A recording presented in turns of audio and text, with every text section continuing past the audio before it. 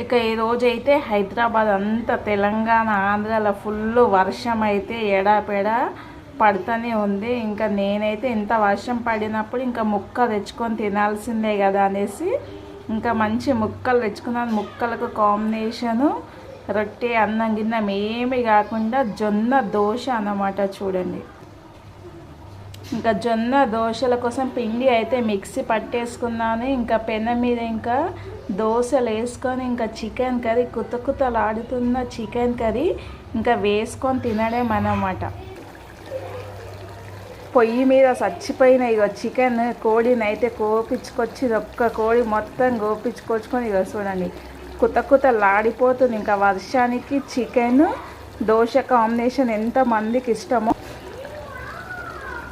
Please like చేయండి, subscribe చేయండి, comment చేయడం మాత్రం మర్చిపోకండి. ఇంకా మీ సైడ్ వర్షం పడుతుంటే వర్షంలో మీరేం తెచ్చుకొని తింటున్నారు?